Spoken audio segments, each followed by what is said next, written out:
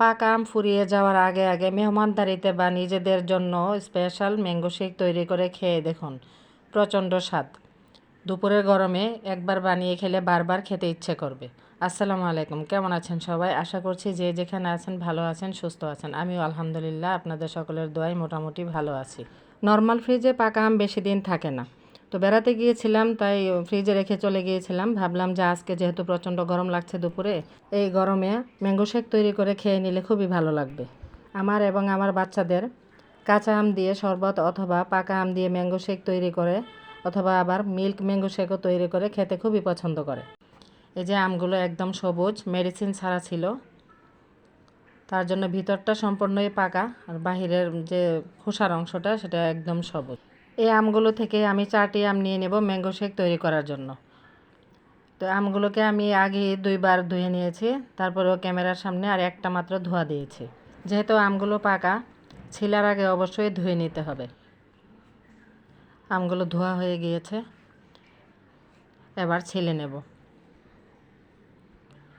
চাচ্ছিলাম যে পিলারের সাহায্যে ছিলতে, কিন্তু আমগুলো পাকা হওয়ার কারণে পিলার দিয়ে ছিলা যাচ্ছে না, এই জন্য হাত দিয়ে ছিলে নিয়েছি। আপনারা চাইলে পিলারের সাহায্যে বা ছুরির সাহায্যেও ছিলে নিতে পারেন।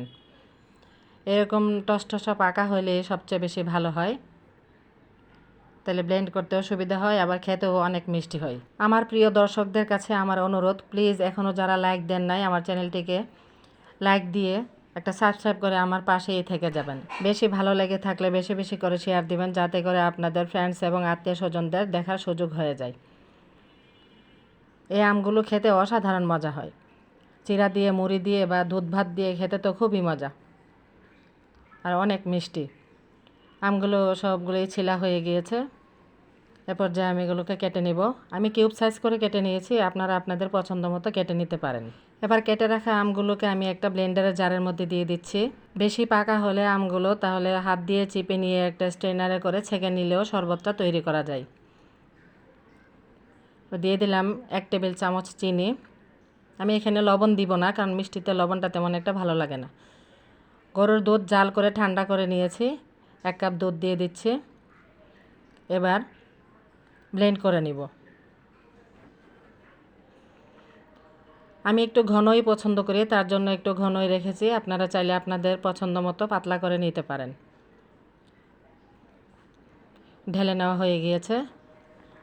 এ পর্যায়ে আমি বরফের 3টা কিউব করে 2টা গ্লাসেই দিয়ে দিচ্ছি। এই শরবতটি খেতে যে কী মজা তা বলার মতো না।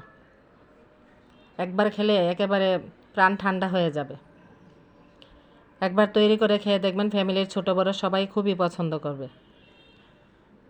দোয়া করি যে যেখানে আছেন পরবর্তী ভিডিও পর্যন্ত সবাই ভালো থাকেন। আল্লাহ হাফেজ।